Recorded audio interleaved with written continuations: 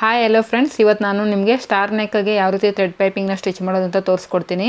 ನೋಡಿ, ನಾನು already canvas ಪೇಪರಿಂದ star ನೆಕ್ಕನ್ನು ಈ ರೀತಿ ಪ್ರಿಪೇರ್ ಮಾಡಿ ಇಟ್ಕೊಂಡಿದ್ದೀನಿ. ಈಗ ಒಂದು ಕ್ರಾಸ್ ಪೀಸನ್ನು ತೊಗೊಂಡು ನೋಡಿ, ಅದರಲ್ಲಿ ಈ ರೀತಿ ಥ್ರೆಡ್ಡನ್ನು ಸೆಂಟರ್ಗೆ ಈ ರೀತಿ ಪ್ಲೇಸ್ ಮಾಡಿಕೊಂಡು ಸ್ಟಿಚ್ ಮಾಡ್ಕೊಳ್ತಾ ಇದ್ದೀನಿ. ನೀವು ಈ ರೀತಿ ಥ್ರೆಡ್ ಪೈಪಿಂಗ್ನ ಸ್ಟಿಚ್ ಮಾಡ್ಕೊಳ್ಳೋವಾಗ ಬ್ಯಾಕ್ ಸೈಡು ಒಂದು ಹ್ಯಾಂಡಿಂದ ಕ್ಲಾತನ್ನು ಈ ರೀತಿ ಟೈಟಾಗಿ ಎಳೆದು ಸ್ಟಿಚ್ ಮಾಡಬೇಕು. ಆಗಲೇ ನಿಮಗೆ ಥ್ರೆಡ್ ಪೈಪಿಂಗ್ ಅನ್ನೋದು ಎಲ್ಲಿ ಲೂಸ್ ಬರದೆ ಫಿನಿಶಿಂಗ್ ಚೆನ್ನಾಗಿ ಬರುತ್ತೆ.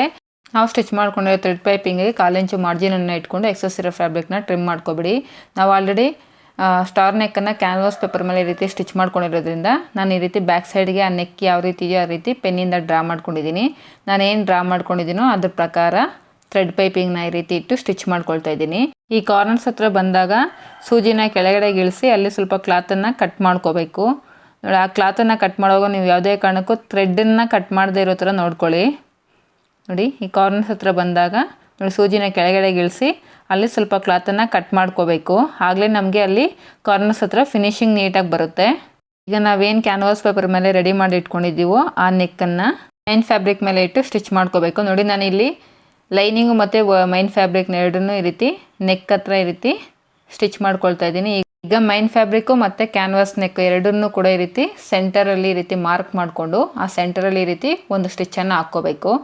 ನೆಕ್ಕು ನಮಗೆ ನೀಟಾಗಿ ಬರಬೇಕು ಅಂದರೆ ನಾವು ಈ ರೀತಿ ಸೆಂಟರಲ್ಲಿ ಒಂದು ಸ್ಟಿಚ್ಚನ್ನು ಹಾಕ್ಕೋಬೇಕು. ಈಗ ನಾವೇನು ಥ್ರೆಡ್ ಪೈಪಿಂಗ್ನ ಸ್ಟಿಚ್ ಮಾಡಿರ್ತೀವೋ ಅದು ಮೇಲ್ಗಡೆಗೆ ಈ ರೀತಿ ನಮಗೆ ಆ ಸ್ಟಿಚ್ ಕಾಣಿಸ್ತಾ ಇರುತ್ತೆ. ಅದೇ ಸ್ಟಿಚ್ ಮೇಲೆ ನಾವು ಈಗ ಮತ್ತೆ ಸ್ಟಿಚ್ಚನ್ನು ಹಾಕ್ಕೋಬೇಕು. ಈಗ ಮೈನ್ ಫ್ಯಾಬ್ರಿಕ್ನ ರಿವರ್ಸ್ ಮಾಡಿಕೊಂಡು ಒಂದು 1/4 ಇಂಚು ಮಾರ್ಜಿನ್ ಇಟ್ಕೊಂಡು ಈ ರೀತಿ ಎಕ್ಸಸ್ ಇರೋ ಫ್ಯಾಬ್ರಿಕ್ನ ನೆಕ್ ಸುತ್ತೂರನ್ನ ಕಟ್ ಮಾಡ್ಕೋಬೇಕು. ಹಾಗೆ ಕಾರ್ನರ್ಸ್ ಹತ್ರ ಈ ರೀತಿ ಕಟ್ಸನ್ನು ಇಟ್ಕೋಬೇಕು. ಈಗ ಕ್ಯಾನ್ವಾಸನ್ನು ಈ ರೀತಿ ಲೈನಿಂಗ್ ಸೈಡ್ಗೆ ಈ ರೀತಿ ಫೋಲ್ಡ್ ಮಾಡ್ಕೋಬೇಕು. ಫೋಲ್ಡ್ ಮಾಡಿಕೊಂಡು ಮೇಲ್ಗಡೆ ಈ ರೀತಿ ಥ್ರೆಡ್ ಪೈಪಿಂಗ್ ಪಕ್ಕದಲ್ಲಿ ಸ್ಟಿಚ್ಚನ್ನು ಹಾಕ್ಕೋಬೇಕು. ನೋಡಿ, ಈ ರೀತಿ ಕ್ಲಾತನ್ನು ನೀಟಾಗಿ ಸರಿಪಡಿಸ್ಕೊಂಡು ಈ ರೀತಿ ಥ್ರೆಡ್ ಪೈಪಿಂಗ್ ಪಕ್ಕದಲ್ಲೇ ಈ ರೀತಿ ಒಂದು ಹೆಡ್ಜಲ್ಲಿ ಒಂದು ಸ್ಟಿಚ್ಚನ್ನು ಹಾಕ್ಕೋಬೇಕು. ಈ ರೀತಿ ಯಾವುದೇ ಮಾಡೆಲ್ ನೆಕ್ಸ್ ಆದರೂ ಕೂಡ ನಾವು ಕ್ಯಾನ್ವಾಸ್ ಪೇಪರನ್ನು ಯೂಸ್ ಮಾಡ್ಕೊಂಡು ಈ ರೀತಿ ಥ್ರೆಡ್ ಪೈಪಿಂಗ್ನ ಸ್ಟಿಚ್ ಮಾಡಿಕೊಂಡ್ರೆ ಫಿನಿಶಿಂಗ್ ತುಂಬ ನೀಟಾಗಿ ಬರುತ್ತೆ. ಈಗ ಈ ಕ್ಯಾನ್ವಾಸ್ ನೆಕ್ಕನ್ನು ಎಮ್ಮಿಂಗ್ ಮಾಡ್ಕೊಳ್ಳೋ ಅವಶ್ಯಕತೆ ಇಲ್ಲದಿರೋ ಥರ ನಾವು ಲೈನಿಂಗಿಗೆ ಈ ರೀತಿ ಒರಿಜಿನಲ್ ಪೀಸ್ನ ಸೈಡ್ಗೆ ಇಟ್ಕೊಂಡು ಲೈನಿಂಗಿಗೆ ಈ ಕ್ಯಾನ್ವಾಸ್ ನೆಕ್ಕನ್ನು ಈ ರೀತಿ ಸ್ಟಿಚ್ ಮಾಡ್ಕೋಬೇಕು. ನೋಡಿ, ಈ ರೀತಿ ಸ್ಟಿಚ್ ಮಾಡಿಕೊಂಡ್ರೆ ನಮಗೆ ಔಟ್ಲುಕ್ ಈ ಥರ ಬರುತ್ತೆ. ಈ ವಿಡಿಯೋ ನಿಮಗೆ ಯೂಸ್ಫುಲ್ ಆಗಿದೆ ಅಂತ ಅನಿಸಿದ್ರೆ ಖಂಡಿತವಾಗ್ಲೂ ವಿಡಿಯೋನ ಲೈಕ್ ಮಾಡಿ, ಹಾಗೆ ನನ್ನ ಚಾನಲನ್ನು ಸಬ್ಸ್ಕ್ರೈಬ್ ಮಾಡಿ ಫ್ರೆಂಡ್ಸ್.